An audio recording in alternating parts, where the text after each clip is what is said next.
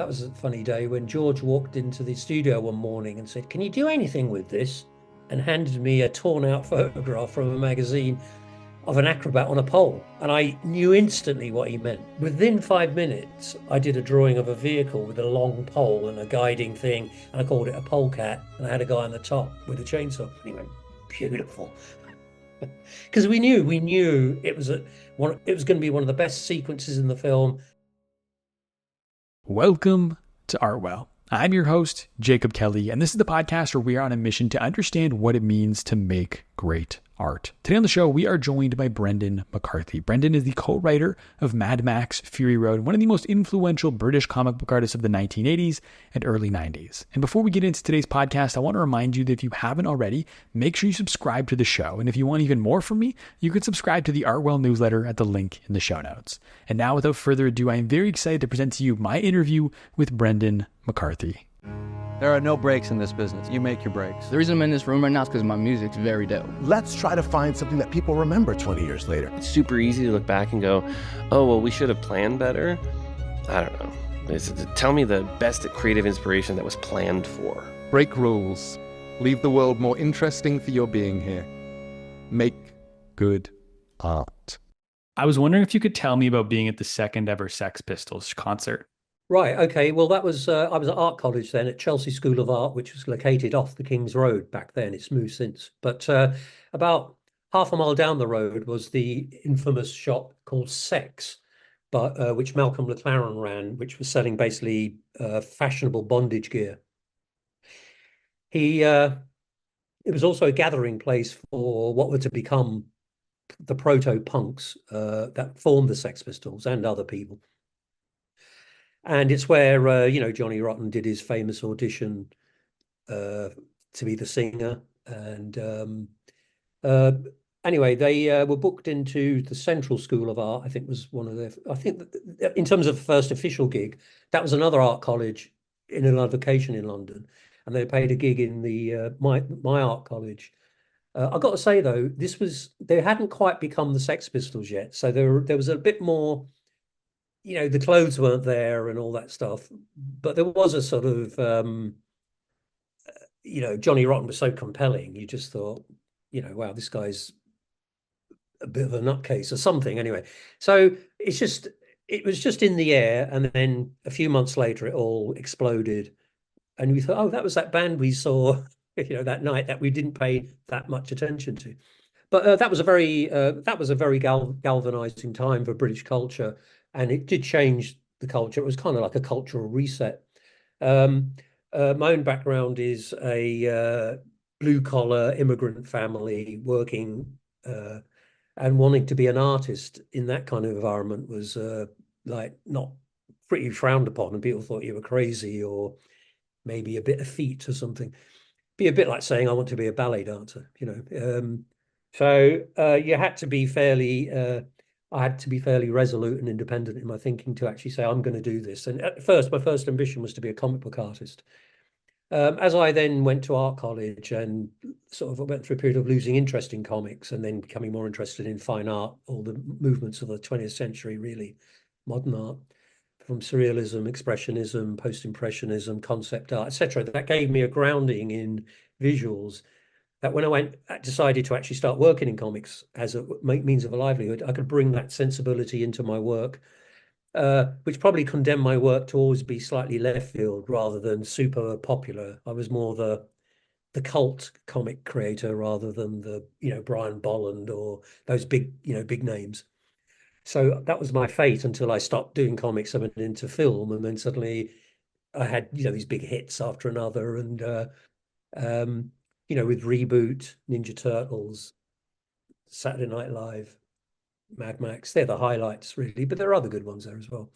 And but after about 15 years of film, I sort of had a hankering to draw comics again, and so that's where I spent the last sort of decade or so of my career.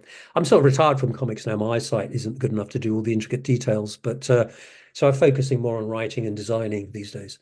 But as for your original question, punk was a huge influence, both in my graphic style. I was very influenced by the designer yeah, Jamie Reed stuff, who in turn was highly influenced by Andy Warhol's, that abrasive black and white, high contrasted look. He took that and then turned it into something else, mixed it up with blackmail lettering and uh, tabloid newspaper headlines. So that was his aesthetic, which then influenced me, and it came out in various. It's still in my style now, really. I've also, if you mix that up with then, because I grew up in the countercultural era as a kid, I had an older brother who was a hippie, so I used to read all the underground comics, and Robert Crumb was the first guy that really blew my mind because he was doing stuff that was nothing like kids' comics, as you can imagine. So that fusion of psychedelia, counterculture, and punk was kind of really my aesthetic as I went through 2000 AD and then into Vertigo and then out of the industry into movies. You mentioned a few different like cultural evolutions that Britain had gone through as you were talking there. How do you feel about kind of the current state of the culture or the youth culture in Great Britain? Well, like the comic book industry, it was killed. There's been a massive demographic shift.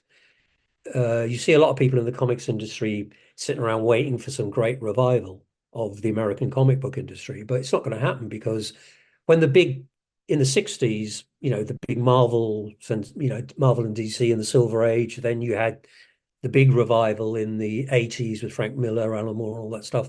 Back then, comics were commanding 80 to 90% of the market share. Now they're down to less than 10%. So it can't happen again because manga has replaced US comics as 80% of the market. You've got Scholastic and the publishers of Dogman as another 10%. And your Batman, Superman, X-Men stuff now accounts for less than 10%, but it's generally about two-thirds of what's remaining is sort of superhero stuff. But the rest of it's indie, and I don't see how there can be a big superhero revival and a big revival of American comics in that way anymore. I think the graphics have changed, fueled by what people are watching, say anime and gaming, etc. That stuff has now taken center stage as the cultural influence on people. So British youth culture lacks the there was a period from say the 60s with the Beatles revolution and all that stuff, which was working class people coming to the cultural fore. You had the 70s, which is in my mind as good as the 60s. You had David Bowie, then punk, then Talking Heads in the New York post-punk scene, new wave, whatever it's called, which is a fantastic run of music. That then you had the 80s and the MTV generation and the highlights, REM, the Smith, college indie stuff, and it constantly was renewing itself every decade. And then the 90s, you had that big Britpop and rave, those two things coming together with that fusion. And after that, though, it started to decline as R&B and gangster took over. And really, white British culture has kind of diminished and been sidelined, where we've ended up with, quite insipid material like, sort of Coldplay or who's that redhead guy who plays the guitar? Oh, Ed Sheeran.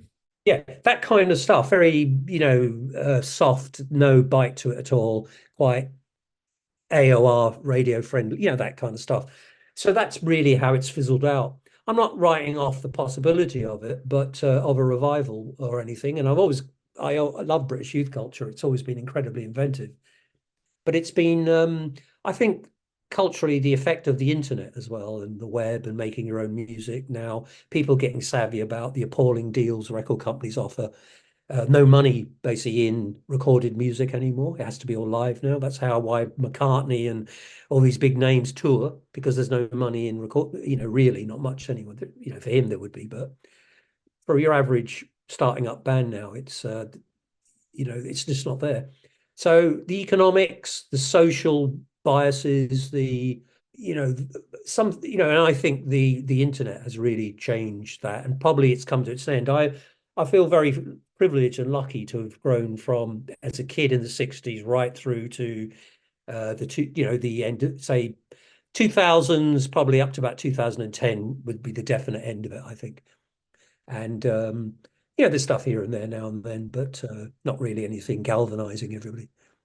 With the internet, is that because, I mean, I have a couple theories and I want to see if they land or resonate with you Yeah, at go all. for it. Yeah, sure. Is part of it because the internet moves so quickly, so there isn't even really time for these different subcultures to galvanize and then bubble up to the surface? And as a result of that, is everything starting to sound the same so that I can kind of work in any time period? Like there's no music that comes out of a subculture because there isn't a subculture that's able to rise to the top. So people, Coldplay, Ed Sheeran, are making music that can kind of that are simple enough that everyone can enjoy it at any point in time. So everything's starting to kind of sound the same almost. I think your point about the internet is that before in the UK, and I think in America as well, that bands and musicians would have the period in obscurity to get good until they start to break. And then, uh, so as you say, it was like boiling a kettle. They would gradually bubble up and then it would break. Whereas now people are on everything. If somebody farts in a musical direction, let's get it on the internet straight away. We've seen it, done it. What's the next hit? It's all probably all about dopamine hits or something. I don't know. Um, uh, I know what you mean about that blending out of culture. It's very. I mean, I'm very against that, and as it just makes for tedious culture. Uh, I mean, like it's like, but not only has the British youth movement's gone off the boil, but I think look at the film industry now. Um, Now and then you get something good, but it's all like, quite lame rehashing of stuff, but not very well done. Like I thought the recent Alien film was just, B movie kind of dressed up a bit, which just basically copied the first Alien, somehow some return to roots. But and Ridley Scott and all these people are out praising it as a great new restart the button on the Alien franchise. But really, it was just like Terminator Genesis, it was a damp squib. Um, I mean, I do watch stuff on TV, but it's or on online streaming. Like Slow Horses. It's like a good show like that will come along now and then. But most films that come out, I can't be bothered to go to the cinema to see them anymore. The last film I actually went to the cinema to see was Furiosa. Saw it about 3 times. Once with an audience to see how it's playing, then twice just a matinee, so I can actually just watch the film and get a grasp on what he's done. And I watched it on streaming just about 3 weeks ago, just to see it again and get a handle on where I thought it was good and where I thought it wasn't working. So that's probably the last film I saw in the cinema. And I used to go to the movies all the time. You mentioned when you were talking there, part of as a byproduct of the internet is people chasing things for the dopamine hit. Do you do you think that the lack of boredom we now have in society is part of the reason that we aren't seeing great art because no one's getting bored to have these great ideas hit them. Everything moves so quickly, so they're just coming up, running with the first idea that they have. Yeah, I'm sure that's a factor. Personally, myself, I'm very protective of my own time and non-influenced time, where I'm just, as you say, bored. Not so much bored, but not necessarily. My idea of heaven is having a week with no meetings, no schedules, nothing in it, where I can just have loose, unstructured time, and then gradually some things start to come up, and gradually I can then start writing a new story or whatever. Um, but I've been doing that all my life, so it's a habit that I can either give over 3 hours an afternoon in an afternoon, a Sunday afternoon where I just surf the net and waste 3 hours just getting information hits all the time. You're right. You get the benefit of feeling like you're kind of on top of what's happening, but at the same time, that can eat into your own time, your own internal space time, which is what's important to me. It's where the creativity comes from, and I'm always looking for a unique angle on things rather than just the problem with you find with film companies and comic book companies now and all these people is they're just shuffling the same deck of cards constantly over and over into slightly different permutations. And that's why there's a sort of staleness and a boringness to so much of the stuff. I mean, I really do believe that we delivered on Fury Road. And the most gratifying comments I had were from just people, ordinary people that I knew, who saying, "Oh, Brendan, I went to see Fury Road." It just reminded me how great movies can be and how much crap I've been putting up with. That sort of thing where you just go to see Star Wars films out of an obligation and you're just thinking, God, when's this over? That sort of, some of those, all that post, see, that when post Robert Downey Jr. Marvel, just being one turkey after another, it's interesting how they, all these people that think they've got everything bottled up and they know what they're doing and it all falls apart on them. Interesting. It tells you about the power of the original concepts versus the weaker concepts that they go with, which are meeting some quota or DEI type thing. So that the influence of that is that the public are rejecting it generally. And so there has been, now I can see a turnaround in the industry where they're starting to move back to sort of more mainstream audiences rather than trying to impose something onto them, because nobody likes a lecture. I certainly don't. And there is the art of anything like conveying a message is to build it into the actual material. Don't have just somebody stop the film for a couple of minutes, say, the world is really going to burn up because of green, whatever it is. I mean, that stuff can be shown rather, show don't tell, as they say. Anyway, that's just a thought. You want to make people think. You don't want to tell them what to think. Correct. Absolutely bang on. Yeah, well, I mean, I've always been a very independent person in thinking and in how I live. As I've always valued freedom as a sort of core value. That's why I'm very strongly pro free speech and those kinds of issues. I'm not really politically engaged otherwise, but those issues were, as an artist, there has to be open creativity rather than creativity sanctioned by a group of people who have an agenda. So that's why I'm a member of the Free Speech Union, for example. It's the only organization I'm a member of. I'm definitely not a joiner-inner of things like that, but that one I think is worthwhile. You mentioned a little bit earlier how in your career you're so committed to kind of your own style that you were, I think the phrase you used was like condemned to cult classics or something to that effect. Why did you ever consider trying to, I guess, quote unquote, conform slightly to getting your work seen by a broader audience, or is it more important to make exactly what it was you were trying to make? Yeah, well, I did have dilemmas. Obviously, I got offered, for example, Grant Morrison had successfully pitched to DC a Batman book because they were looking for strong material or big graphic novel type material after The Dark Knight, and he pitched them something called Arkham Asylum. I don't know if you know the graphic novel. It was very, very successful. Probably sold 1 million or something, and he wanted me to draw it, but I had just developed, with my writing partner Peter Milligan, Rogan Gosh and Skin, and so it was either make a load of money and do Batman, but if I do that, I'm not going to do my own stuff because nobody else is going to do it. So I had to make the decision that I just want to make my stuff. These are stories I want to see out there, and both again condemned to cult classic status rather than mainstream, success. I mean, they were quite successful. They weren't like, but they weren't like, a Batman graphic novel or something. So that's an example of where, I weighed up, obviously doing Arkham Asylum would have done my profile a lot of good. But in the end, I thought, well, if I do that, I don't do these. And in the end, I think for me, I made the right choice. Have there been any other times where, is there, I guess, not even other times, is there a frustration with that when the work isn't being seen by more people?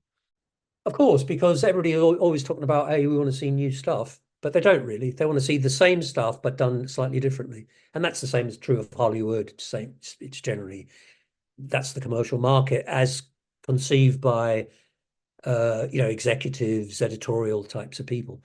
I mean, they're hired to keep profits going. I mean, when I first broke in America with Freakwave, I got Marvel got in touch with me and wanted me to draw something called Alpha Flight, I think it was, which was the second string kind of X-Men type book. and they thought, I'd go on and rejuvenate it. And but again, that was a decision. Well, if I do that, I can't do my stuff. So again, I made a decision to do my own material, right? Strange Days and all that kind of stuff, which was, at the time very groundbreaking, very influential. But they say everybody who read Strange Days went on to do their own comics, a bit like anybody who listened to Sex Pistols form their own band. So Strange Days at the time was very beloved within the comic industry. And it kind of gave us a kind of, cool kids kind of status in the British comic scene. But honestly, I was generally thinking that these things would be successful, that these were great ideas. Paradox was a great new superhero type of character. Freakwave was a Mad Max goes surfing type strip. And Brett Ewan's third story, Johnny Nemo, was a good hard-boiled detective sci-fi thing. And we felt like all these were commercial, but somehow they didn't land, big. They landed enough to sell enough to keep going, but not enough to, so you could get off the porridge and bananas for a week and all that kind of stuff. I mean, I spent so much of my early comic career living on the poverty line. It's unreal. But when you're younger, you've got that absolute, you don't care because it's just, I must be in print. I must get these things published. It's a vocation really, or a drive. So I put up with, until the age of 30, when I got out of comics, I put up with very little money, but for me, it was worth it because the achievement of getting something, as a kid to actually have my own comics, with my name on them and that they're good and they're not crap, they're not just more, churned out superhero shit. So, I've always sort of gone my own way, really, just my own man in terms of that. I was lucky as well working with a good writing partner, Peter Milligan, who he went on to become more of a established comic book writer, whereas I got out of the industry for 15 years and then returned. But when I came back to comics, I wasn't really that burning mission to, comics can be anything as good as movies about any, that kind of stuff that we had in the 80s, which, we largely succeeded in getting out there. Alan Moore and Frank Miller led the way, but there was so much, all those amazing creators that got broke through that time. Hernandez brothers, Howard Chaykin, later Garth Ennis, Grant Morrison, then Jamie Hewlett and the Gorillas and, all that sort of stuff. All that stuff came on the back of that 80s British invasion and American stuff with those key creators. That was a certain time. Every era has its sort of zeitgeist and time, and that time was about breaking comics out of comics are just for kids into the graphic novel was a marketing ploy, which was very successful. It worked. There were negatives about the graphic novel sort of rebranding, but generally it was beneficial because it got comics into bookshops. And in the peak of that, like 80s, it took about to the 90s where it really, you just saw bookshops like Borders or whatever with entire sections based on graphic novels, reams of, Sandman, Preacher, mainly Vertigo was and then the Fantagraphics was another great publisher. But then what you found happened is that when the 90s hit, Image Comics appeared, and then they started selling 5 million copies of a comic. And you realize, well, I'm selling 30,000 of, Skin or Rogan Gosh, and these guys are selling 5 million. Obviously, our time is up, and it's, just like culture changes. And I thought, okay, there's a new generation now.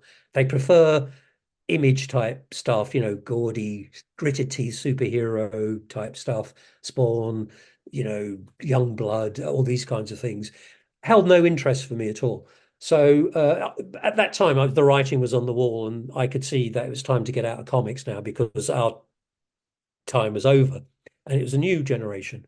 And then after them, you saw Mark Miller rise up as driving the Marvel. So Marvel then got a corporate were energized, and then you saw under what's his name, Joe Quesada, and really driven by Mark Miller, I think. And there was a couple of other writers, but he was, I felt, the main driver. And particularly the stuff he did with Brian Hitch, those Ultimate books, and then moved into Civil War and all that. which then formed the basis of the entire Marvel movie industry, which then netted, and what was it, over 10 billion or something, like colossal amount of money. So thankfully Mark Miller, being a very smart guy, uh, developed his own universe called Millerverse, and was able at that time to then sell his entire Millerverse to Netflix, who at the time thought we need our own superhero universe. And so he sold it at the right time. That corridor will never come again because of the collapse of the superhero franchises, etc. Obviously the blue chip ones, like I'm sure the next Batman movie will do well. I'm sure, we'll see what Superman does. I think it'll be strong because it's such a iconic character. But that might drive some, but it'll be, I think, at a much lesser level. And the sort of fringer sort of characters, I don't think they'll bother with. After things like the Flash and second Aquaman and all that, they know that it's a busted flush now, all that stuff. What separates ideas that go on to become mighty successful and ones that remain cult classics? Well, commerciality with an audience.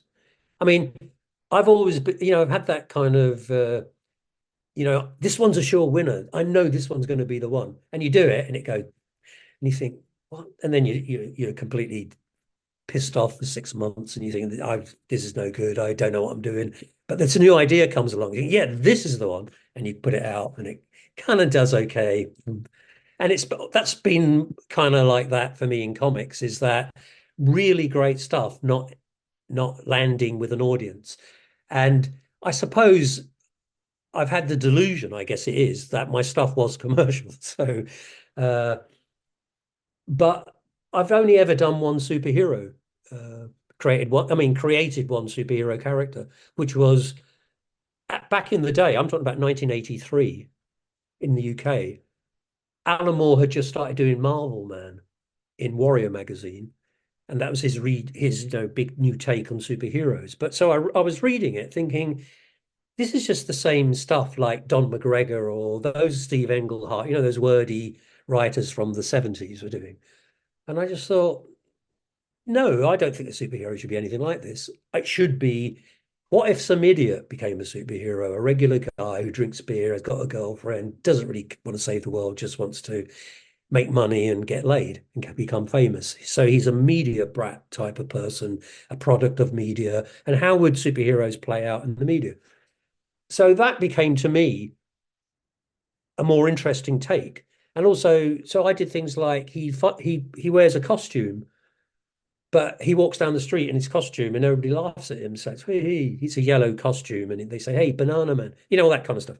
So he comes back home thinking everybody's laughing. This is a joke, and his girlfriend makes him up a special sort of tailors up one of his jackets into a cool jacket. And he puts his old jeans on over his superhero bottoms and puts on his sneakers, and then wears his urban clothes over his costume. But you can see a bit of the costume, like his head or something, to indicate that he's a superhero. And now that was a completely original retake of the superhero. And what's been interesting for me is to watch how it's permeated into mainstream superheroes to the point where you go and watch Across the Spider-Verse or something, and they're all sitting around in sneakers, jackets, jeans, with ripped jeans with a bit of the costume underneath, maybe the superhero face, but with a hoodie on. That's now normal. That's now the superhero look. But you can trace it right back where it started was in Paradex. So what's frustrating for me is to do all this innovation, never really Paradox is hardly ever, even when they list British superheroes or whatever, it's not even on the lists. Zenith gets the British superhero thing, which was the cheap rip-off of Paradox.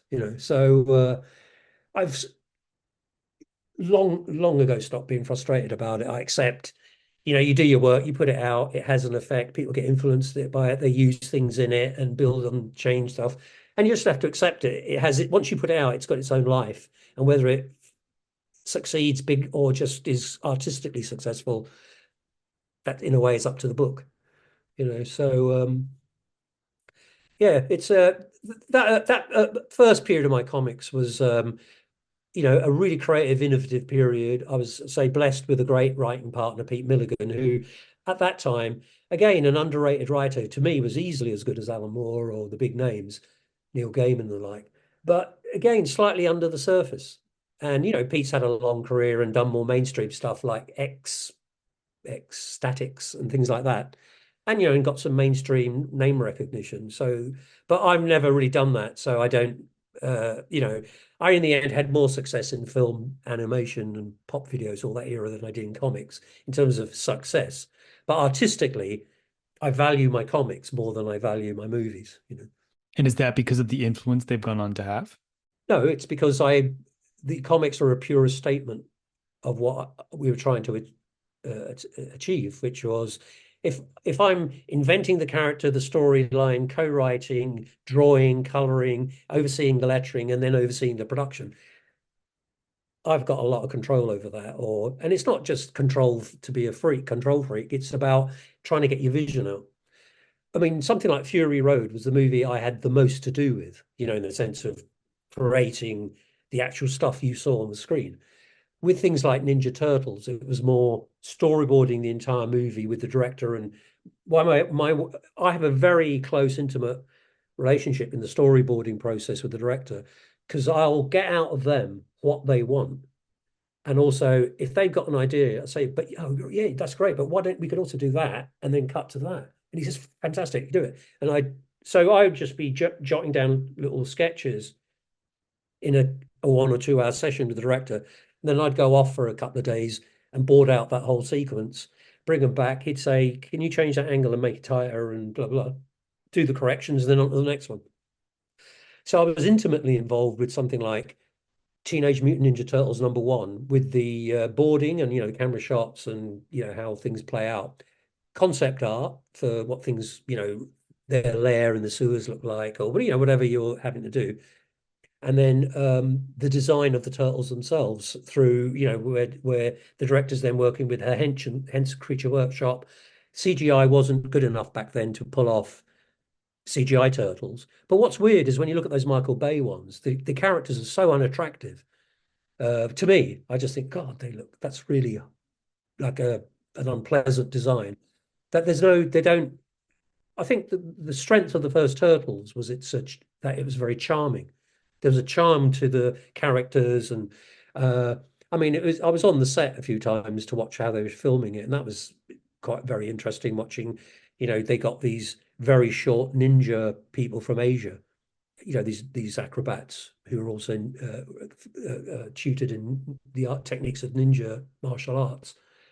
They had about 6 of them. There were 4 turtles, and they had to rotate them because once they got in the costumes and then he put the helmet on the face, which was all radio controlled by somebody from Henson's, so you'd get the movement and all that stuff. It got so hot inside that you could probably do a take, and they'd have to get out and let it out, and steam would come out from underneath the. It was really incredible. And so with long takes, the guys were almost fainting, but they managed to pull it off. And make what was at the time, a really good movie, and also at the time the biggest grossing independent movie ever made. So that was a huge success. Yeah, I remember watching it as a kid, and I absolutely loved that first Turtles movie. Yeah, it's amazing how they went down the pan. Because what was weird, they didn't go back to Steve Barron, the director. Hey, Steve, that was an amazing movie. We won't use you on the next one. Let's use somebody else. And it was not as good, nowhere near as good. We did actually, when what were they called? Hallmark. They acquired the rights to produce a television movie of the Turtles, not a cinema feature film. And they did actually get in touch with Steve Barron to do it, and it was going to be like, if you like, the true sequel to the first one on Hallmark. And we worked on that, and we again, it started to be the same process. Sadly, unfortunately, only got as far as the concept art stage. Looking at the turtles, designing them in sort of in a slightly rebooted way, not too much, but getting the look and everything. And then finances hit a snafu and blah blah, and it didn't happen. That's the only thing. The attrition rate of working in the film and television industry with unmade projects in the end got too high for me. I've got probably a dozen really great projects that I worked on that didn't get made. And I just thought, this is crazy. If I do comics, everything gets made that I want to do, if I want to do it, So that was one of the reasons for getting out of the film industry was thinking, I've spent, I actually moved to Hollywood and lived there for 10 years, and I knocked on every door constantly pitching new projects and never got anything up because the actual reality of getting stuff going is which actor do you have attached? What name do you have and all that kind of stuff. And you've got to become a kind of producer, really, as well as a creator of the project and writing it and stuff. You've got to deliver all these extras, otherwise you're just another guy with another project. It doesn't matter how great it is. So that a mixture of that and people approaching me, big film companies saying, we're doing this new project, it's going to be sci-fi, can you give us a design, we're doing a pitch and blah. So I do all that, do fantastic designs, really great. I'm the kind of visualizer who I will give them what they want, but also give them 50% more than what they wanted with different avenues. And what about this? You could do this. And they're all going, wow, this is fantastic. They sometimes rewrite the script to fit what I've put in, but again, you'd be hanging around there. You think it's ready to go. Then it gets postponed. Then it gets postponed again. Then the executive who was running it gets fired and he takes his projects collapse and the new executive brings in his new projects. That happened at least, say, half a dozen times. After a while, I was just thinking, I'm just kind of wasting my time here, wasting all this good material on stuff that's not getting made. So I thought I'd rather be a kind of cult creator and get it out and seen, at least albeit by a limited amount of people, than never seen as a cog in some bigger machine that I can't really wrest into any kind of resolution of getting it made.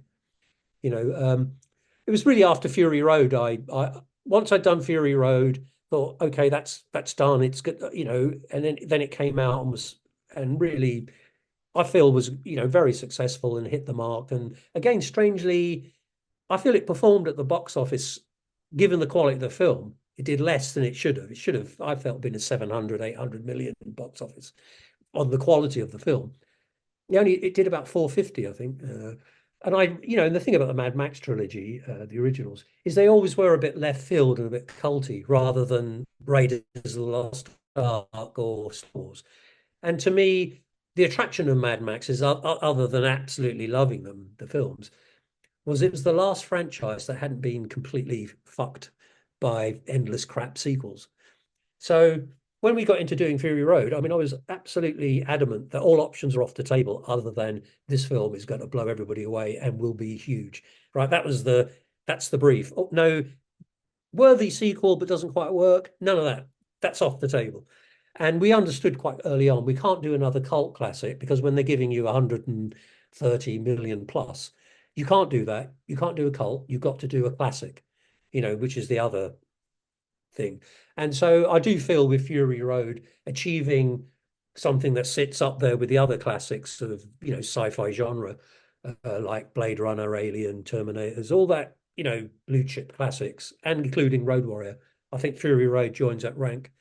I felt Furiosa was a bit of a misfire myself. It was good, but it's too long. It was like a director's cut rather than a sharp studio cut, which what I'd like to see is I've seen it discussed online as well, is like a Mad Max mega movie where he cuts the two films together into one 4 hour plus movie.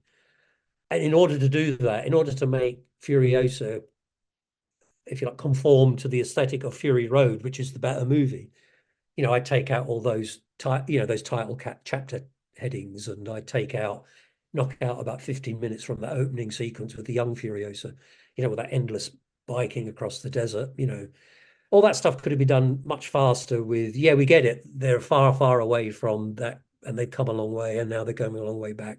And it just goes on and on and on. Those those bikers dancing around, you just think, why are you giving time to characters we don't give a shit about and aren't important? So I would give it a ruthless cut, and so it's sharper. So and then just put, Mad Max, no, I hate the word saga, but the Mad Max saga, Part 1 Furiosa, Part 2 Fury Road, and just have cut the end credits from Furiosa, cut the opening credits of Fury Road, and just run them in together, but with a caption that says part one at the beginning, Furiosa, and then part two, Fury Road. And then at part two, Fury Road, you got a natural break for streamers or projectors, you know. So that I think something like that might actually make his vision actually more powerful, you know, what George had for the movies. And just to create one mega movie rather than, you know, Fury Road is great, it exists already. Furiosa is good, exists already. But this would be a third version, which I think could actually surpass both of them as a culture, you know, and really make. I think there's a better movie inside Furiosa than the one that was released. That's just my own view, and you know, I'm sure George wouldn't be pleased to hear that, but you know, we always had an honest relationship, and I said to him what I thought, and that's why Fury Road was so good, because there was no time for, yes, George, it's a great idea, rather than saying, George, that's a crap idea, or George saying to me, Brendan, that's the worst idea I've ever heard, or whatever. You know, we were pretty, you know, but it was all good. You know, that was the deal. No bullshit. Let's be honest and let's make this fantastic rather than another not quite great sequel, which is what we're used to. Terminator and Alien being the prime examples. Now, and latterly, Raiders of the Lost Ark and Star Wars. How did comic books influence the world of Mad Max Fury Road and now Furiosa? Well, I had nothing to do with Furiosa, but it's based on the world that was created for Fury Road. So whatever happened in Furiosa had nothing to do with me. But all the ingredients of it were already established by us, you know, 20 odd years ago when we were actually sitting at whiteboards, standing up, coming up with ideas. You know, that my favorite part of anything is the open brainstorming part of a process. Because everything's loose then. There's no restrictions. You might come up with something, here's a great idea, but it doesn't fit. But you park it because at some point it might actually fall right into place. So we always had a lot of ideas floating about. There were things that were so blatantly obvious we didn't even see. So it took another eye to come in. Like, for example, myself and George had never figured out that her name should be Furiosa.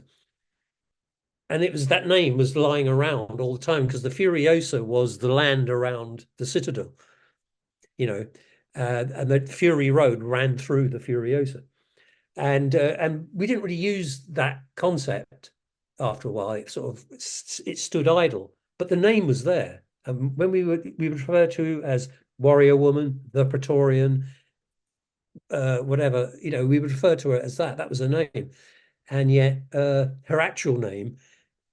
It took after I left the project, I think a few years later, they brought another writer in to sort of, you know, give it a bright, you know, add in things like flashback scenes to bolster Max a bit, and they changed some of the stuff. You know, the finished film is 90% what I wrote with George, but the little finesses they did with another writer, and I think that's when it might have been the other writer who said, "Isn't her name Furiosa?" And George went, "Duh," you know. But sometimes you don't see the low-hanging fruit right in front of you. You know, you get blind to certain things. As for your original question, how have comics influenced? If you look at my Freakwave designs from 1982 and three, which I developed a Mad Max Goes Surfing film after living in Australia and being blown away by, you know, having a religious experience in Road Warrior or Mad Max 2, as it's called, and then. What was very different about Australia is that it's a cross between Britain and California. Except California, back then, it's like California in the 60s. And there was this thing called surfing going on in Australia. And that was, I'd never seen surfing before, like for real. I'd seen, you know, the odd clip of a footage of surfers, but it was really, really interesting watching, and then surf culture and all that kind of stuff. So I just put two and two together, Mad Max and surfing. Okay, yeah. And so I invented this storyline about Freakwave, a drowned world. There's these, you know, we call them spoilers, these sort of, you know, Mad Max style surfing pirates. And there was a captain of a giant aircraft carrier called Captain Roaring, who had these big kind of mouth breathing tubes, but he'd use the tail ends of saxophones. So when he spoke, he'd go, he'd speak like a saxophone. We would have synthesized his voice into a saxophone. But originally it was developed as a film. And myself and Peter Milligan then did a really detailed, ludicrous, like sort of 50-page treatment, designed it all. And I went over to Hollywood, just got on a plane and went to Hollywood, not knowing anything about it, very naive. And, I'd be phoning up Warner Brothers from a payphone saying, can I speak to the producers of who did Mad Max, Road Warrior? They'd be saying, well, they're in Australia. So I was thinking, what? Anyway, so I had no luck at trying to, I had no contacts, didn't know anybody. And if you're on the outside, there's a giant wall around Hollywood. You've got to find the way in. That's the thing. You've got to get over the wall. So I happened to meet this other comic book artist called Dave Stevens, who created The Rocketeer, a beautiful comic. And he saw my stuff and went, wow, you should, why aren't you being published over here? And I said, well, I don't know anybody. He said, go down to San Diego to Pacific Comics. They'll snap you up. So I did. I took a train down to San Diego. He put a phone call in for me, made an appointment. They bought then Freakwave as a comic strip inside a compendium type comic with 3 stories in it. And that's how I got my break in America, was through Dave Stevens. And then, obviously the work was good. And we did the first episode of Freakwave in a comic called Vanguard. And that's what got the attention of Marvel and DC, all those people. Sort of, back then the comic industry was quite small. So anything new coming out, people would jump on straight away because, pre-internet.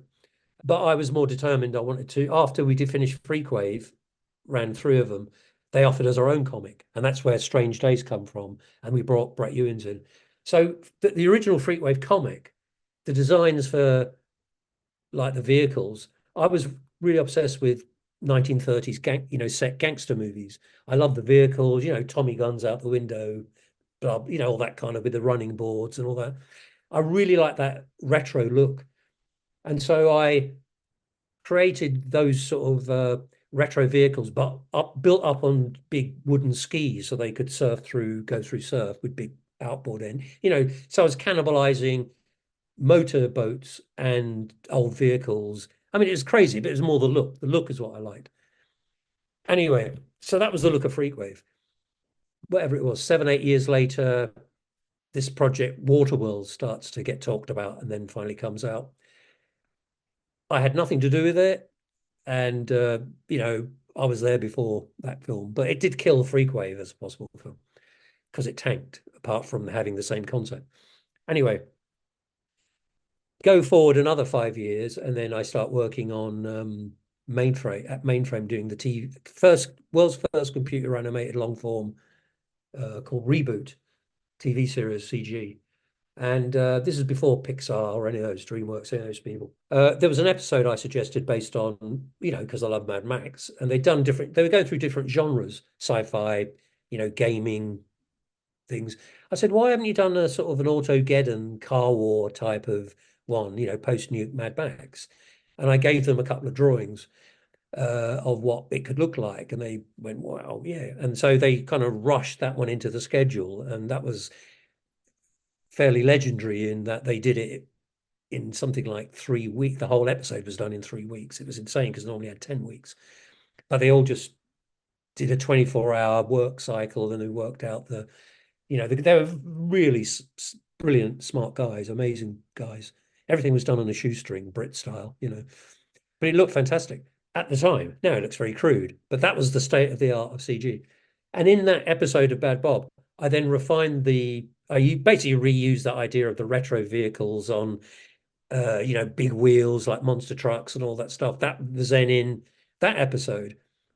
And when I got the gig to work on Mad Max, I mean, the very first action I took was say, George, we have to have hot rods in Mad Max. It's crazy that Mad Max doesn't have hot rods. And, from that, who drives the hot rods? Oh, yeah, it's a youth cult. Who controls the youth cult? Oh, it's this Immortan Joe. And so sometimes a design creates a stream that enlarges, say a villain suddenly gets this entire other offshoot of War Boys and the like, or Necro Boys as they were originally called. So again, when I came to do the designs then of the vehicles, I wanted the vehicles to, completely build on the tradition of Mad Max. But the hot rods, I wanted to replace the dune buggy look that you were seeing in the Mad Max films of yore, with hot rods that are Mad Max hot rods, of course. And then some of the bigger vehicles would actually be retro cars, but on monster truck wheels. And, you saw Immortan Joe's vehicle. Now, I didn't actually design that vehicle, but the principle of the aesthetic of then using old style 1930s, 40s vehicles souped up into Mad Max versions. That was the original, that was almost my first original creative input into Mad Max, was the design one. So that the look would be distinctive from the previous three, but in keeping and a progression, which, I think it worked fantastic. It worked really good. And it was different. Remember when it's hard to first see Mad Max Fury Road again, but I remember when it first came out, what people's reaction was. I remember what the internet was like. People were going, holy fuck, look at this. There was so much excitement and buzz. It was like, wow, it's really blowing up the internet, this thing. And the first, the opening nights, getting phone calls and emails from friends saying, man, you delivered the goods plus, So that was a really gratifying thing to successfully pull off a reboot of Mad Max.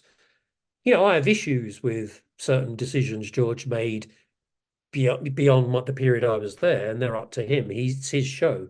I'm just the guy that co-wrote and created the visuals for it. But he's, if you like, he's the David Bowie lead star guy, so it's his show. He's the James Cameron, he's the Spielberg. So it's, I'm doing that and I accept that completely as a thing. But that those first couple of years where we completely just laid down all of Mad Max, I mean, it's completely comic book influenced. And what's weird is we never once spoke about things like the hero with 1,000 faces and the mythic cycle, hero cycles and all that stuff, which to me, I was bored shitless with hearing about. So when George said to me as we're starting off, Brendan, do you need anything? I said, yeah, can we completely ban Joseph Campbell? Okay. I said, look, I want to do this like the Beatles making a record. I don't want to do it like two screenwriters tapping away, reading Joseph Campbell and saying, we need a threshold guardian on page 21, all that crap. I just said, I know all that stuff. You know all that stuff. Let's dump it and just rely on our instinctive, pure creativity. And so we got more of a chance of the film developing into something new. Just like, and I said, just remember when the Beatles were just a pop boy band, and then they went a bit weird when they started smoking pot, and then you got those experimental psychedelic, right? The sound's completely different, but it's built on what they've done before. And then they go through a period where they dump all the psychedelia and strip it back down to basics, but they're now writing songs at a level 5 times higher than when they started, and you sort of see that process of, so I said, let's just do it like them. Let's be experimental while we're doing it. No idea is a bad idea. Let's just park great ideas that we can't use, but have them anyway, because you never know. So, obviously I'm steeped in comics. George was comic savvy, but not that very much. I think we might have spoken about comics once, if at all. So it was more, my thing was, look, the brief was, we have to deliver a great Mad Max film that lives up to the first three.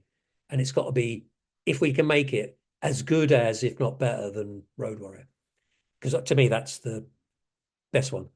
And, I feel that I achieved that. I have issues about, say, Mad Max's dominance in the film versus Charlize Theron's, in terms of screen presence, etc. But that's explainable by losing our leading man, Mel Gibson. Because Mel was signed. And, I met Mel Gibson when he came down to Australia to view the whole George. We worked for, as I say, a couple of years on it. We had all the storyboards up in a big studio room. And Mel arrives, wanders into the studio. Well, the place hasn't changed and all the rest of it. And, I sat, I mean, talk about a great pop culture moment.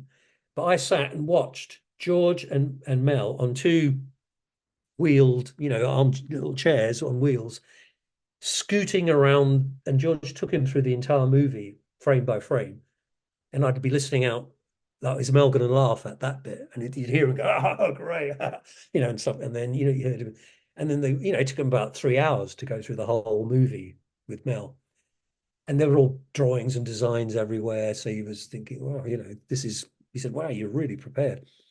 So he was there to see it and decide whether or not he was going to play Mad Max. Could he handle it? Was he, he was by then getting up to 40 or 40.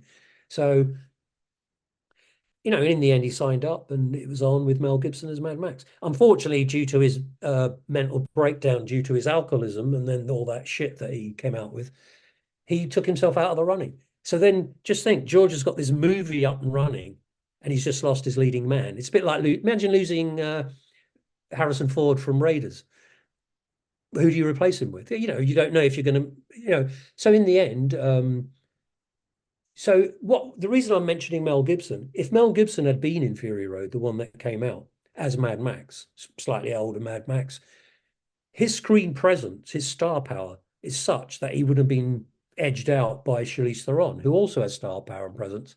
But Mel Gibson would have balanced it out just by being on screen. That's Mad Max. Tom Hardy, I felt, was a bit adrift in the role. He was, I think, probably the best one you could have got. Because if you look at the alternatives, Brad Pitt turned it down. Heath Ledger sadly died. George was going to cast him. He died. So there was your two main contenders gone. And then who was left? I mean, who's the guy who played Hawkeye? And he was considered. Jeremy Renner. Yeah, that guy. Couple of others I can't remember. Armie Hammer. Could have been. I don't think he was very serious. A lot of them do this thing where they say so-and-so's in contention to play Mad Max, and it's released by their agents or press thing just to put their name into the Hollywood Reporter, just to think, oh, he's hot and demand. Have we got anything that was suitable for him? A lot of this stuff is just bullshit. So in the end, Tom Hardy. I was talking to George about why I picked Tom Hardy. He said, well, look, think of who's available, who has a kind of sense of danger or a bit of animal about him. If you think about it, it really narrows the field down. And George had looked at, was it Bronson, or what was that film he did where he played? Yeah, Bronson. Was it? I know the other guy in prison. Yeah, Chopper. Oh no, that Chopper's the other. Oh yeah, Chopper's the Australian prison one that launched the career of that guy, and Bronson launched Tom Hardy, and so. Tom is more of sort of a king of the indies type actor, a bit like Clive Owen, but he doesn't break mainstream films. Like Clive Owen doesn't open a big movie. He opens an indie movie, like Children of Men or some very good films. He's a great actor. And Tom Hardy's the same. He'll do the Cray Twins, or he'll do, I think he had a new one out recently about bikers or bike riders or something. I haven't seen it. And so he was the best George could get. And I feel that Charlize Theron is so strong, charismatically strong in terms of in front of the camera, that she kind of dominated a bit. And the script was altered a bit in certain key areas for the politics. There was a scene where Mad Max basically, once Furiosa's led the ball in this wild goose chase to a green place that doesn't exist and is about to take them out into the wasteland, the salt pans, to their deaths because there's nothing out there. Max intervenes and says, you're just going to kill, you're all going to die. The only green place I've seen is back where you come from. And I say, our only chance is to take the place while he's got all his troops out after us. And we've got to basically outrun them and block the canyon, right? So, but it was a moment of intervention by Mad Max, but it got dialed back to, he stands and has a flashback, and why did you leave us? And then, racked by guilt, he follows them on a bike and then sort of pulls out a map and kind of explains it, and they all agree, and it's done like that. So the idea that he intervened in a strong way was dissipated because the politics was you couldn't have a strong male figure, pull a load of women out of certain suicide. It was not the politic to do that. So scenes like that were rewritten, which dissipated Max's presence. And if you notice, but it had the curious effect that by the time it gets to that scene at the end, where he's transfusing his blood, it actually is quite emotional. It is actually quite moving because you've waited that long from both to admit that there's emotion between them. And really, it was a love scene. Yeah, I know it'll sound crazy, but it's a love scene between two crazy, nutty, absolutely feral warriors who, you know, so he penetrates her with a knife, he mingles his blood with hers, and she's rejuvenating, come back to life. And what we're saying is, you know, men on their own are just going to destroy everything. Women on their own are going to destroy everything or go into suicidal oblivion through what's called suicidal empathy. And what you're going to find is that men and women together create this alchemical marriage of the two, create the new fit for thing that they can't do on their own, which is a new person or as a metaphor for the new society. So that little sequence is really where it all came together in terms of an emotional and sort of symbolic way. And then you just get the epilogue as they go up on the ladder and he kind of disappears into the crowd, having, if you like, fulfilled his purpose for that story as the kind of continual drifter. Can you bring me back to the Mel visit? Because I know you got the chance to drill him on some stuff after their meeting. Like, is there anything that Mel said to you that has stuck with you to today? Yes, I mean, look, I've only interacted with him personally on a one-to-one basis, just chatting in a studio and having sandwiches and coffee at lunch break, that kind of thing, just hanging around. Very nice, very thoughtful guy, sharp as a pin, really sharp. He is interesting. As a pop culture moment that I and two other storyboard artists and George Miller witnessed. That's all. That will never happen again, where Mel Gibson looked at the new Mad Max film and in that visit pretty much agreed to do it. I basically, over lunch, we were just all sitting around, having lunch and chatting about something. I said, Mel, do you mind if I ask you about The Prisoner, the Patrick McGoohan TV series, 60s TV series? Because I'd heard that he was basically going to get the rights and play the McGoohan character in a new version of The Prisoner, a movie version.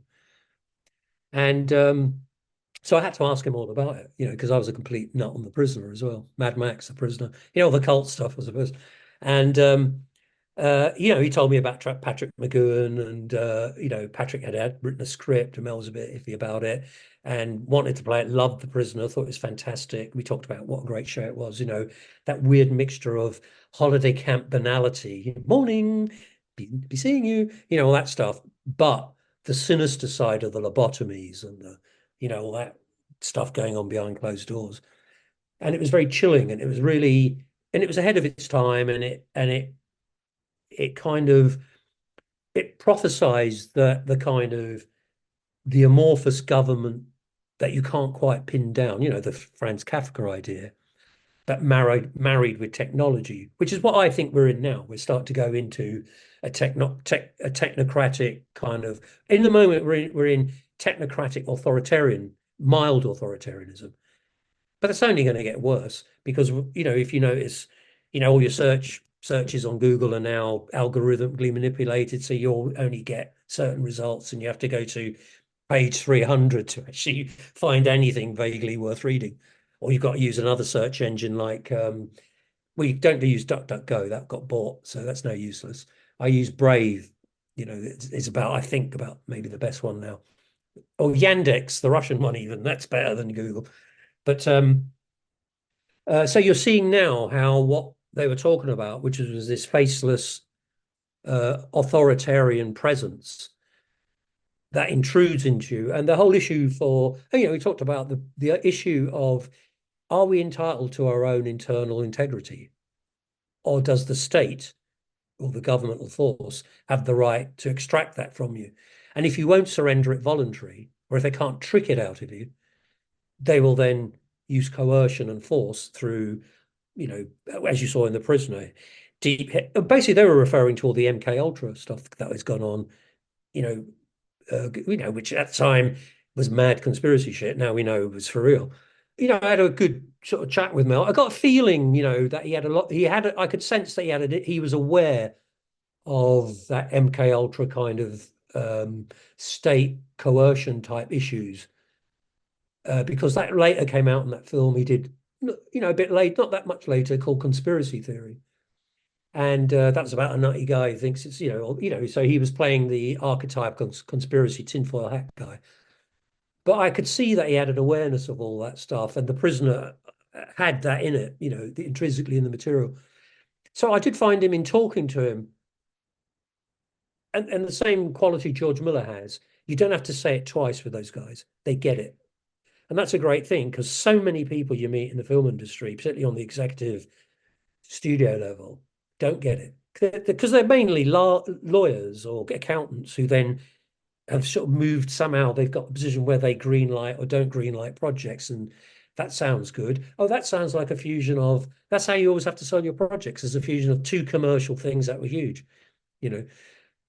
So the amount of times I've said it's so and so meets so and so, two really big movies together, got to be a bit, because you're trying to sell them on success. Because they're completely shit scared, because if they back something that tanks, they're out of a job.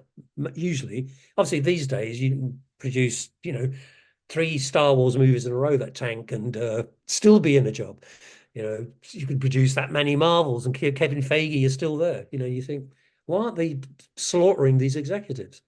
But so I did. Yeah, I spoke to him about Braveheart and what Patrick McGoohan was like in that, and McGoohan was fantastic in Braveheart. What a performance of absolute cold malevolence, really amazing. And that was generally the sort of scope of the conversation. And of course, Road Warrior, Mad Max, and Mel said, really, he said it quite recently. I saw him interviewed on something a few years ago, and he said, "Yeah, I really like Fury Road, but for me, the raw power of that end truck chase in Road Warrior still hasn't been beaten." And I would agree with him. I don't know that Fury Road beat Road Warrior. I think it, maybe you could say, equaled it. But I know that in my ranking, I put Road Warrior 1, Fury Road 2, like that. That's how it is for me. And I did Fury Road. But I still think, in the end, I love Road Warrior, and I think Fury Road was great. I mean, it might be to do with that because I worked on the film. I can't see it ever. I see it from the inside out. Everybody else sees it from the outside in. You get to see it fresh, where I never did. I got to see, oh, that shot worked well, and that looked good. That design could have been better. That's what I'm like when I watch, or with my own stuff. It's super critical. Are you as critical when reviewing your own comics? Yeah, of course. Yeah. Yeah. I had an experience recently with some guy online who wanted me to, would I help him out and introduce him to some editors or anything like that? I said, sure. He's a friend of a friend. And I said, send your stuff in. Send your stuff to me. So I said, just send me about 6 pages. You can never can tell from that much if you've got the chops. And he was an amateur, So that's really difficult, all that stuff, and you have to say, I don't think you're ready for prime time. Maybe, just practice some figure drawing, get your drawing good, try it in a few years' time. I think you're good. You're getting there, but you're not there. That's now the difference between me is I knew all that shit when I was going up. I would look at everybody's work and think, I'm not good enough yet. I'd look at other stuff. I'm getting as good as him, and I'm as good as this guy, but I'm not as good as that guy. All right, keep going. So I've never been. One of the things I think about being a professional person is you have to be realistic. A lot of fans and amateur people actually have a high level of self-delusion because they hang around in their own amateur circles where, they think, it's a bit like those participation trophies you get in schools now. You don't get the trophy for winning, you get the trophy for participating. And those guys have participation trophy mentality where they think, look, I did this little indie comic. This is as good as, Steve Ditko's Spider-Man or something, the way they think of themselves. And so you have to be, I mean, I was always savvy about my own talent. At first I wasn't, I was a bit unsure because I didn't know how to put together a professional comic.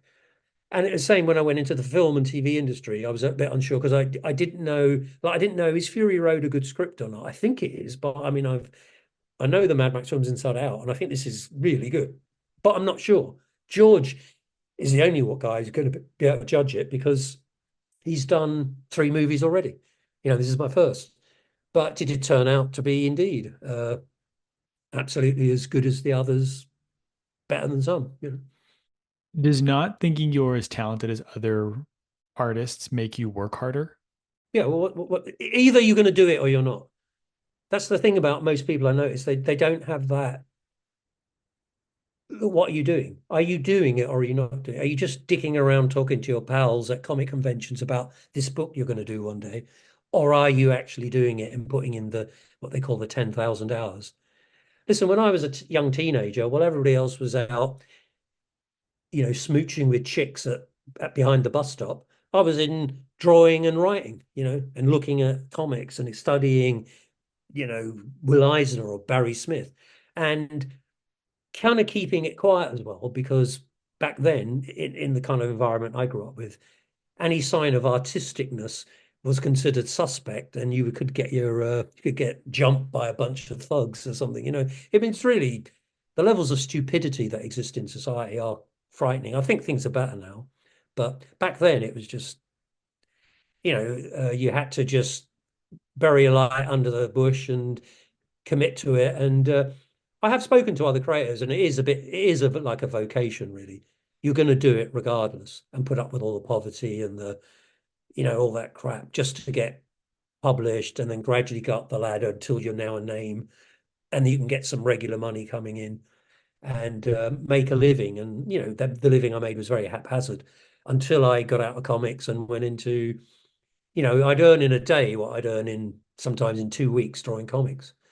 And you'd think, also when you get to the age of 30, you've got to say, okay, if I keep this up, I'm just going to be some skint old guy living in some box room somewhere drawing comics that, a couple of hundred people think is the greatest cult artist on earth. But being cult is the booby prize. The prize is being successful, like Frank Miller. His work is great and he's successful.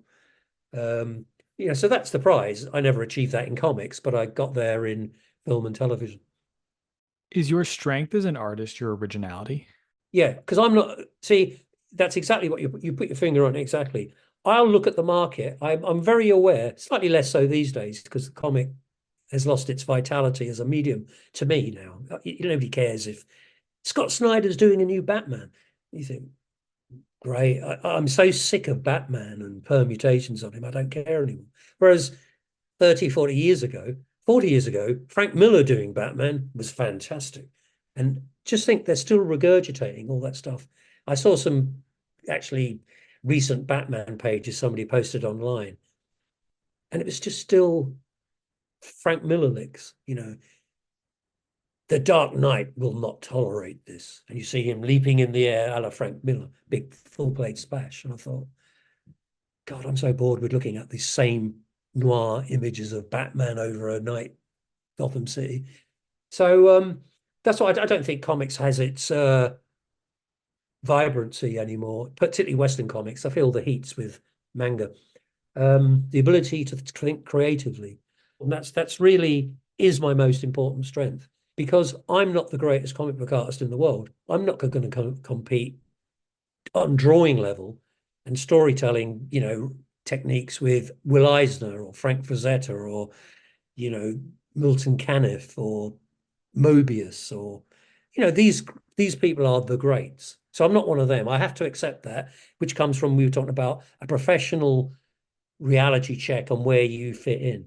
So I thought, if I can't be the best, get by on being the best drawer, if you like, I can think and create original thought as my selling point. So that when you see my stuff, there's a high level of inventiveness going on. And why I like the Mad Max movies was there was a high level of inventiveness in the first three. There were so many different things going on. They were always constantly creative, each of the films. And when you look at the creativity in Fury Road, I mean, there's a huge amount of stuff, setting that world up, building the whole things, all the different relationships, all the intricate connections between this happens, therefore that happens. People are going to look like this, the new innovations in look. We tried out so much stuff. So I mean, in a way, I was a godsend to George Miller because I knew Mad Max Inside Out and I was thinking outside the box. And I mean, he once said to me, like, because he was over the moon, like within, say, after I'd been there a couple of months, he was just, this is fantastic. Brendan, this is fantastic. I'm following you, man. I'm just following, you're my radar. He'd say all that sort of stuff. So, because, I was, really had a sense of what are the ingredients that I want to see in a Mad Max film? Why was Thunderdome disappointing? Because it didn't deliver on what Road Warrior gave you, which was the thrill ride. You have to deliver on the Demolition Derby, and then you can drop your themes in through it. If you want to do something about, sex slaves and women being held as breeders, freeing the women symbolically about the liberation of women under those things. A green place, an idyllic place run by women. The idea that women could create. So you've got those themes, but they're run through the movie, where the action isn't separate to the themes. When should you listen to outside feedback in your creative process? I don't mind it. I think it's fine. Sometimes a cleaner can say, why is he doing that if that, and you go, oh yeah, right. No, there's a scene that, thanks. Oh no, I think everything's up for grabs. You've got to watch people that are there. You'll always get people that want to, if you like, subvert creativity for manipulative power reasons to get in a position where they can benefit. So I'm good at, after many years, I've now developed a radar for all that, and I can spot, wrong uns heading, manipulating situations, not for the good of the project, but for the benefit of their own power or whatever. So you have to, I'm aware of all that, and generally a good idea is always a good idea. So I think the more the merrier, really. I mean, I've got pretty good, I'm good on out of the box creativity, but I've got a good closed down editing editorial bastard mind, where nope, out, no, I can do that then after all the creativity. Can you tell me kind of what that process looks like? Like you mentioned at the beginning of Fury Road, when you're brainstorming, it's blue sky, any idea goes. How do you then take all of these ideas and kind of start to like whittle them down into a story? Like, what does that process look like? Well, that's my favorite because any writer will tell you that if you like, just like, Michelangelo said that when he saw a slab of marble, he saw the figure contained inside it and merely chipped away the outside marble and to reveal the figure. So there is a story there, and we just have to find it by throwing things around, if you like, clay, until you get a shape. And then you keep pushing the clay and the shape becomes more defined until after a while you go, you know what this film is about? It's about this. And you go, yeah, right. Then you start to tailor your creativity to that core idea. For a while, we wrote up a little slogan above the whiteboards we worked on in big lettering, and it said, engage to heal. And that was, if you like, we were referencing Mad Max's emotional journey. So, in the end, the story is the emotional journey. The plot is what happens. So the story was about Mad Max. We made him much more feral than he'd been in previous films. So he didn't say a lot. He kind of, and when he spoke, Tom Hardy made him like, I said to Tom, like I met Tom once on the set briefly, and I said to him, I said, oh, I'd gone out and I bumped into the guy who played Immortan Joe. And he was really great fun. And he said, we're going out for dinner. Do you want to, I was over in Africa for half a week or so just to see George want me to have a look at everything. And I went out for a dinner with Immortan Joe. And I was asking to him, but, oh, yeah, like, interesting, like, and he was the guy, Immortan Joe basically came up with giving him the white hair because we had him bald before. And he was saying, well, I thought of that. There's a lot of bald villains, and then Marlon Brando in Apocalypse Now as the central character, the bald brooding guy. I said, if we are, if you like, symbolically the patriarchy, shouldn't I be the ultimate patriarch, which is the god, Zeus? Or should I, like God the Father, as in Michelangelo's famous painting, and I saw, oh, that's right, hence the long white hair. So you're symbolically, if you like, the ultimate patriarch. So with Tom, I said to him, yeah, I had an interesting chat, how he had really, I then understood the white hair and, the Zeus god, that kind of thing. And he goes, well, I'm just playing Mad Max like a dog. He's feral. And gradually he starts to come out when starts to engage with the others. And then when he realizes that, when they both realize that with those two, with Furiosa and Max, the world ends with them. There is no future. But with the girls, the possibility of the human race going on is there. He starts to engage, and in that he starts to heal and speak again, feel, and at that end sequence where he does the blood and stabs her lung, etc. He at that feeling, you see both of them together, joining together, and so that was Tom's arc, was to go from a feral dog to somebody who is kind of a broken but human being trying to do. So I found that interesting, like talking. And what was interesting with Tom Hardy, I don't know if all actors do this, but he had a book of notes, and it was basically the script, but he had all written down the intensity he's at in terms of feral to civilized. So if he was at, say, 10 for feral, most feral, that's the beginning stuff where he's being tied down and shaved and red. And, so that's him being super feral. Like he is like a caged animal. He's prepared to jump on that hook right above the thing just for freedom, just to get away, even though it's just a little bit more freedom than he would have got if he'd been grabbed by those guys. But they do pull him back in and pull him back into the citadel. And then I'd look through, and he showed me, and it's scenes later on, he was at a 5. He was now, say, midpoint through the movie, he's less feral, but more warily now weighing up what's going on. And by the time he says, let's go back and take it, the green place, he's now committed. So he's still feral and will fight and everything, but he's now committed to their cause.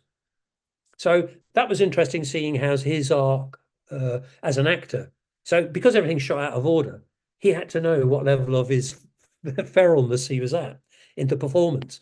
So he'd just look up and go, okay, I'm at 4 feral. Okay, that's okay. So he'd calibrate his performance. So when he's like, for example, a hood ornament on the front of that guy's on Nux's hot rod, I mean, he's still pretty feral. So he's just like a snarling dog. If you see him, he's just going, So, and it isn't later till he becomes, by the end of it, when he gives her the look and they exchange the look and he disappears into the crowd, you feel finally he's like a human being, a wanderer and the rest of it, but he's there. He's come back to something, Yeah, I feel I would have turned up Mad Max in the film just to offset Furiosa because of the casting of Tom Hardy. But as I said, I don't think we would have had that problem with Mel Gibson in the role, because Mel's star wattage is greater than Tom Hardy's, and his presence would have just balanced it out straight away. Were there any other guiding lights in the creative process for you guys? Like you mentioned, engage to heal was in big letters. Was there anything else that you guys kind of had as a guiding light through that process? Absolute integrity to the material.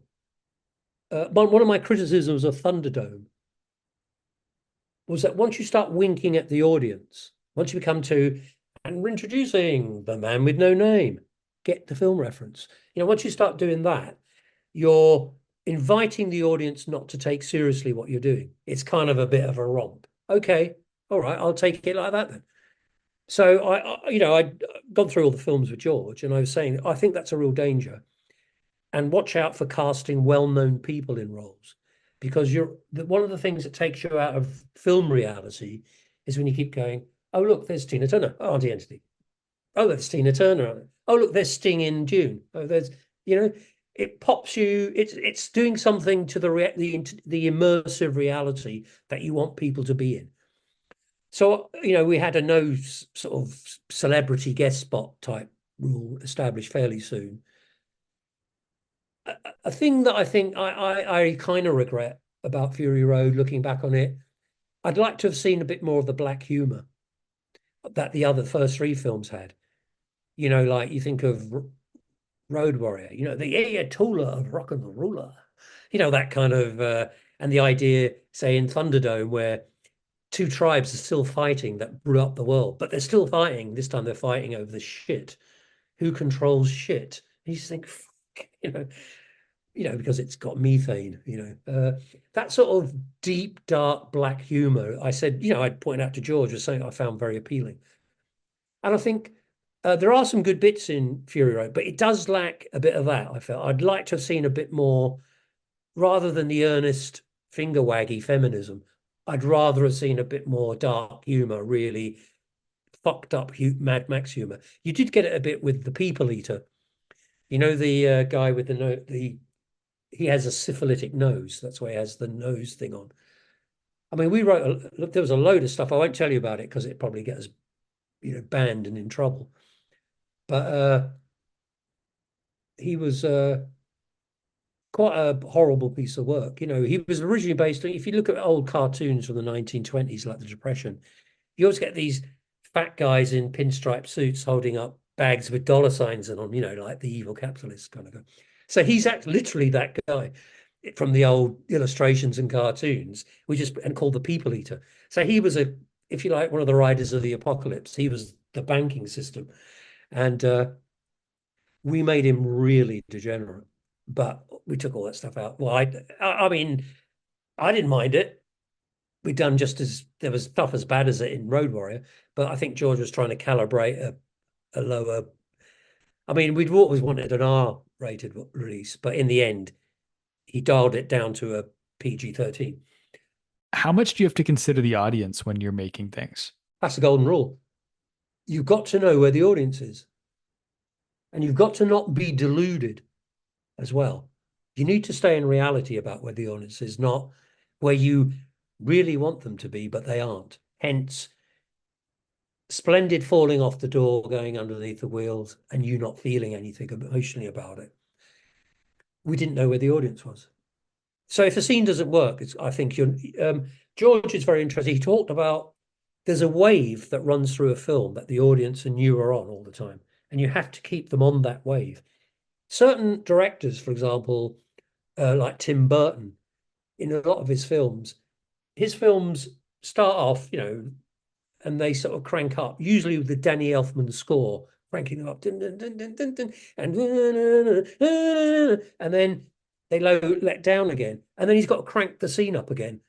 And he constantly cranks up scenes. And as an overall narrative, a lot of his films, not all of them, some of them work really well, but his films tend to keep cresting all the time without any bigger climax.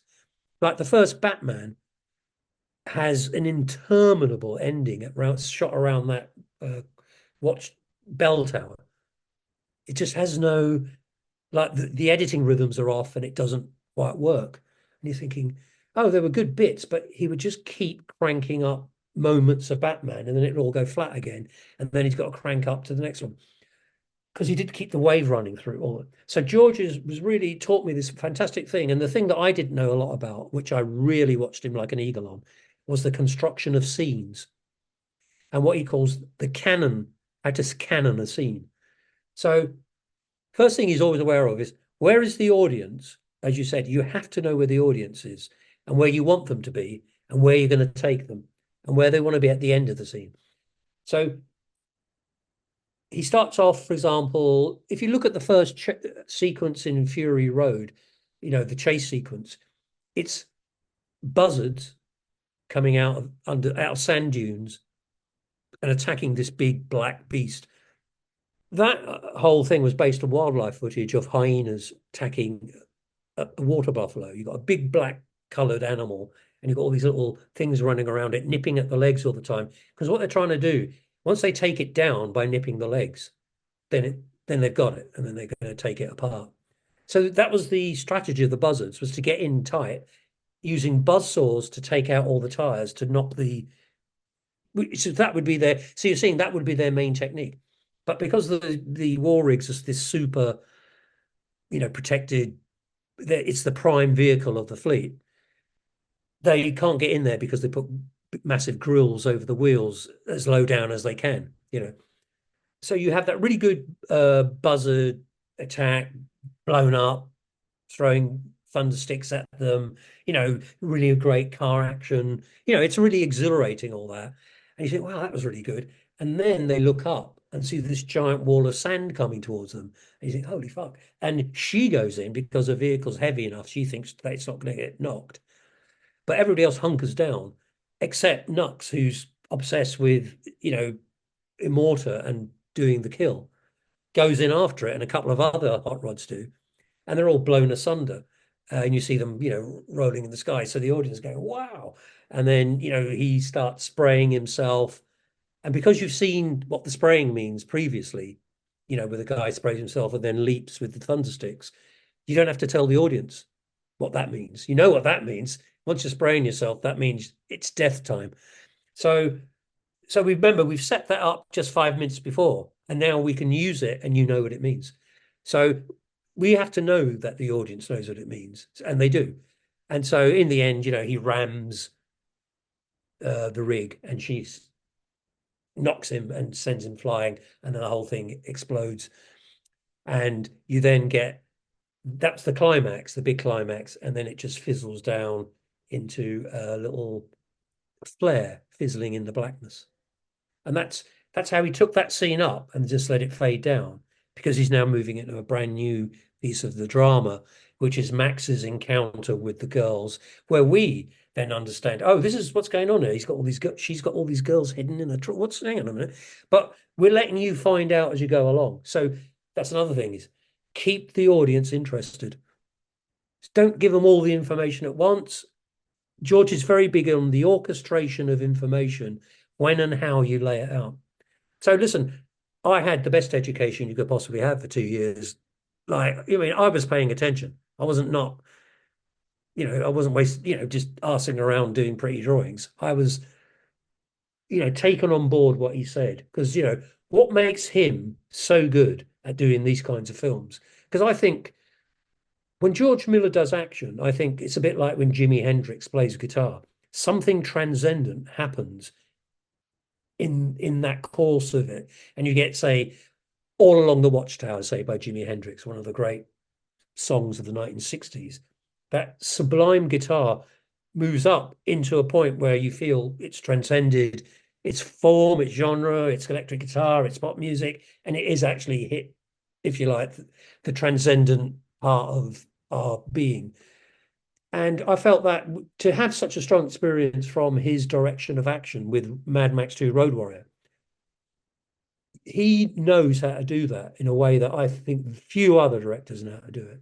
And that generation of directors, like James, Spielberg on Raiders, and James Cameron on the Terminators, and George Miller on the Mad Max, that was a unique bunch of directors who somehow knew how to do high energy action that would have you on the edge of your seat, completely immersed in the drama. So I was very, very interested in how he constructed. And so the idea of know where your audience is, keep the wave going, which is audience and movie are in sync. You're only ahead of where the movie is if there's a reason for you to be ahead, because you want the audience to know, say, the guy who's going to help them is going to betray them. Say like that. You want to create tension. But generally, he would keep the audience and the wave continue all through the movie at the same point. Amazing how a lot of directors don't know how to do that. And he's very super conscious of that. He's also, again, how he builds his scenes, his scene structure. I watched him over a couple of days. I watched him build the scene to, where Furiosa is negotiating with Mad Max, who's taking control of the rig, that he's got to take her with him and the girls. That comes at the end of that water scene with splashing the hose around and all that. So he's done all that. Now she's negotiating. So his way of making that a really tense negotiation, he then cuts to, you've got one posse coming towards them in the distance, and you'll hear a rumbling in the soundtrack. And in the distance of some shots, you'll see very faintly, here comes the warlord and his troops. And then when he cuts shots somewhere else, you'll see another posse coming, and then another one. And because it's from Gastown and the Bullet Farm. So he's starting to crank up. So the negotiation of how to get on the thing is now being cranked up by the tension of the threat is getting closer, and it's bigger than we thought. And then what is the decider is, I can get that thing off your face. So initially Max is saying, well, I'm just going to wait for him to get here, and he's going to sort of reward me, or Max hasn't really figured it out. And she says, yes, but you damaged his prime bride. What makes you think a guy like that will be grateful for you? And Max realizes he's fucked, but he needs Furiosa to hit the sequence on the buttons, otherwise he can't leave. So they are forced into cooperation. So it's completely reluctant. So I watched him construct that whole scene and all the different elements and how they're all playing against each other and how the resolution occurs. And very informative, because I didn't know that much about scene construction. And he obviously does. When you look back on the journey, your early days in comics, your time in TV, coming back to comics, like, how do you feel about it all? I wish that the successes I had been my characters. I'd like that. That's the one main regret of my career, is that I've created so many characters and strips, from Freakwave, Surfing Mad Max, Paradox, like what would it be like if an ordinary guy became a superhero? Merkin the Mystic, a kind of Oscar Wilde Doctor Strange, Zorsa of Zilk, a kind of British Doctor Strange. I've done loads of Judge Dredd and contributed to that mythology, creating lots of different aspects of the Dredd universe. The creation of the visuals for ReBoot is a historical thing. That was the first. Everybody says Toy Story, but really ReBoot was a year before, and it still looks fantastic. I mean, all right, the animation's clunky now and the CGI is advanced, but it still looks great. The characters are really distinctive, and I'm very proud of that. And that was a huge hit all around the world, except for America, which is sad. But creation of the rebooting of Mad Max successfully into the sensation of Fury Road, and it wasn't crap. It was really good as the other movies. So I felt that was a real bit of pride in me. And launching Ninja Turtles properly and doing just a really good, super successful Ninja Turtles movie. And then, so the creation of characters, I mean, I regret that all the things that I did for the movies and the TV and all that pop videos and everything were success. Most of them were very successful, but it wasn't my stuff. It was other people's stuff. And, that's okay. But what I really wanted was for a character of mine to become a household name would have been excellent. That was really what I wanted, just to have one good franchise and manage it properly. And, say like what Todd McFarlane had Spawn. So he's just kept it going all the time, 30 years. Yeah, about 30 years more. And, he had a so-so movie and sort of, I suppose, an okay animated thing. And he's now, desperately wants to get it done as a new improved movie. But I think he's probably, the corridor of indie superheroes is gone. I think they're just not going to get back into that again, I think, because there's been too many turkeys. So it's going to be hard, if you can raise lower budget, 30 million, 40 million, maybe you could do it. So that's been my big regret, is not to get a wonderful character that's mine, it's known as mine, and I can manage the franchise, so it's not just doesn't turn into a pile of shit. That it's a it's a well-managed franchise that, the characters have good comics. There's a movie or TV spin-off. The licensing is good. I mean, I used to do all the licensing for Mainframe. That was insane because they didn't have anybody. So it was, can you go and see these people from the license shop and give them designs? I go, okay. And then gradually I started to learn about it and I'd interact with them all. So I learned a lot about licensing and toys, and at the time McFarlane toys were just coming on, and they were great, big chunky lumps of plastic. And so I was direct, but we were tied in with other toy manufacturers. But I was very aware of who to go to and who'd be the best people to use. So I do regret that. Yeah, I mean, I'd like to have had my Harry Potter or my Peanuts or my Spider-Man, or that would have been great. Some people have pulled it off. Frank Miller's, I think, had a good run. Although he hasn't created any mega characters, his Batman launched him then to be able to do Sin City, and you got a very nice film from that. And then you had 300, again, another really interesting, formally interesting film from that. And so he's, Alan Moore, a couple of great movies based on his stuff. I thought V for Vendetta was pretty good, even though he slags it off. Do you know what I need to do is watch Watchmen again, because I haven't seen it since it came out. And most people thought it was quite good, but a bit too much obedience to the source material. They should have worked on with the movie more than making it look like the comic. But I'd like to see it again now, actually, because I think I need to, just see what my opinion of Watchmen is again. So I do, thankfully I don't suffer from professional jealousy. When I look at, say, the success of Mark Miller and selling Millerverse and getting his stuff made, he's had about 3 big movies made: Wanted, Kick-Ass, and one other one I can't recall right now, and the sale of his stuff to Netflix and everything. I don't think what a bastard. I just think fantastic. He's pulled off what I've been trying to do all my life. So I have admiration from Frank Miller and people like that. I think, big people that get it, obviously sometimes you meet somebody who it goes to their head and they're an idiot. But most people are all right. Most people are good.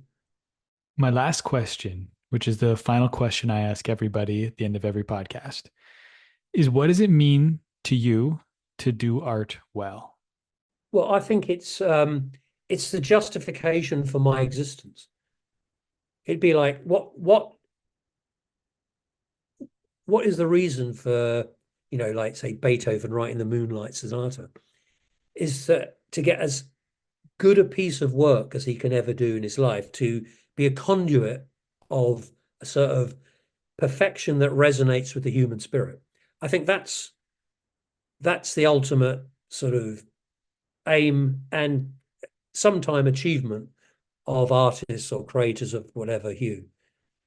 That book that's The Catcher in the Rye, that defines a generation and is deeply affecting.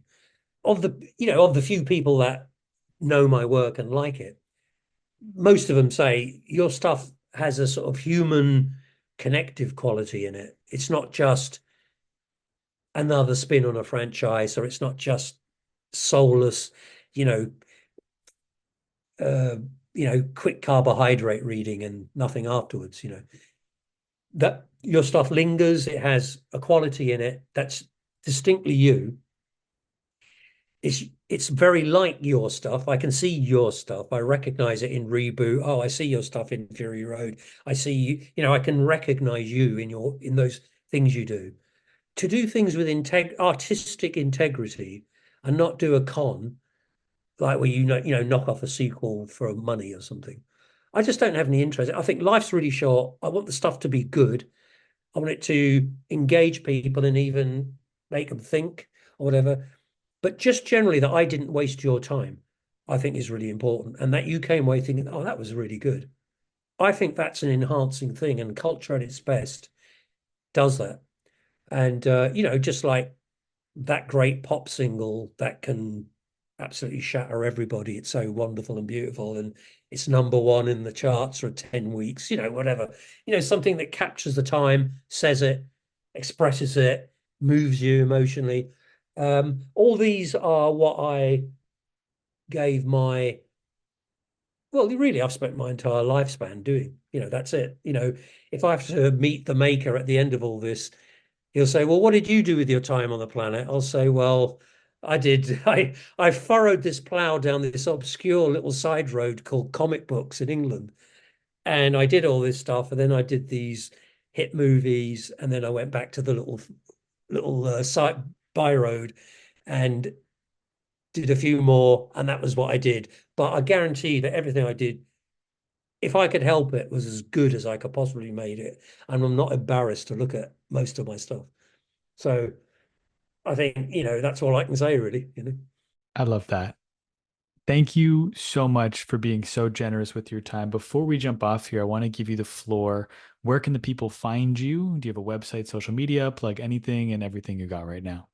Well, I've retired from doing comics because of eyesight issues. I can't do the detailing anymore, and so I've just focused more now on writing, which I'm really enjoying, and designing the projects that I write. So I haven't yet gone out with any of the projects. I've written a new animated TV series. I've written a new comic series, and I've written a live action television series. So they're all in various stages of development, one more developed than the other at the moment. Um, in terms of where to hold me, I've sort of reduced my social media really down to just Twitter now. I think that's all I've got. I used to have a website, but all it meant was that I hired some, I had some website designer to do it. And I said, you can get the job on proviso, make it idiot proof so that I can get into the website and change things and add things to it if I want to. They said, sure, boss. And of course, they made it so complicated that once it was up, I was never able to get into it again. So up it stayed for about 5 years, and then after a while, I thought, why am I paying this domain fee for all this stuff? All I get is because I stupidly put my email address in it, and all I got was about 1,000 spams every week, from those auto things that read email addresses.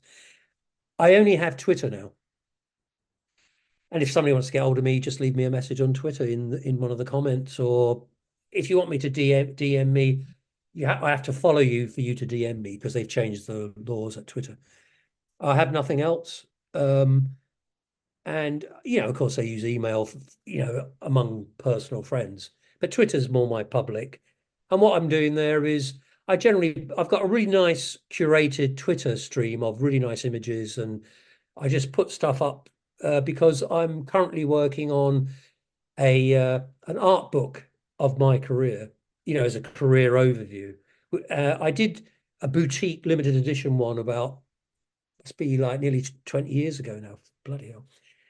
That doesn't have any of the Mad Max stuff. It doesn't have it has a little bit of reboot. All that film and TV stuff didn't have much of that and doesn't have my later comics. It was called Swiminy Purpose, and it was released in an edition of 500. I want to do a more mainstream Art of Brendan McCarthy book, which I'm currently working on by scanning. I've just finished the tedious process of scanning. Now I'm going through the equally tedious process of mixing the art to get it to reproduce as well as I can.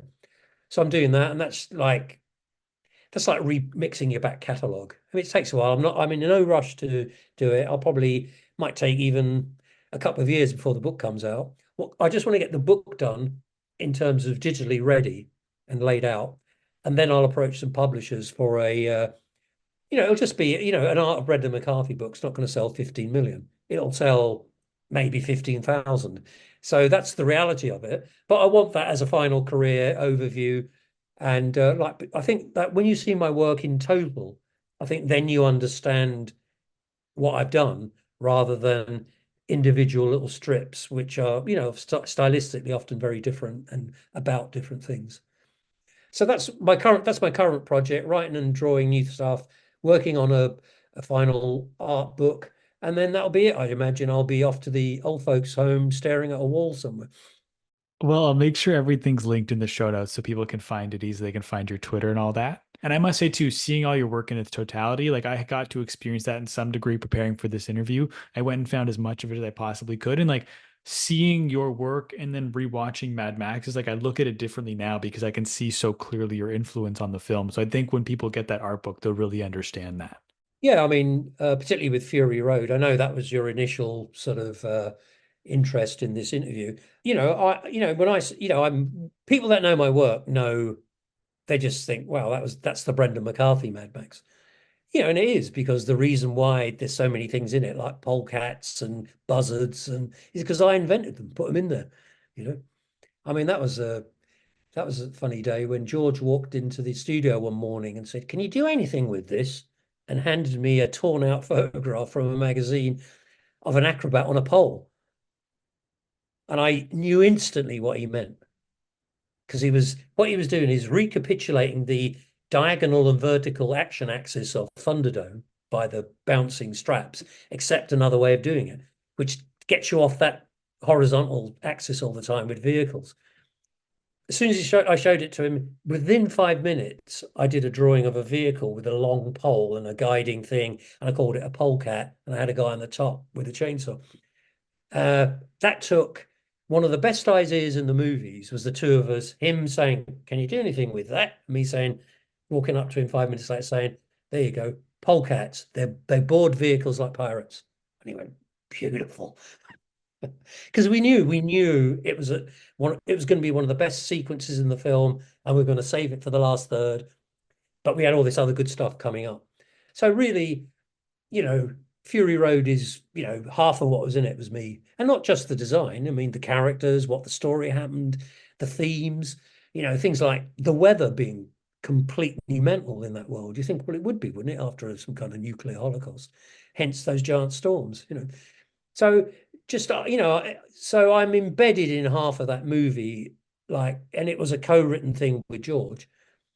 And that was a great thrill for me to co-write, a Mad Max movie with George Miller. That's like somebody co-writing a new Star Wars film with George Lucas or something, if you're a Star Wars fan.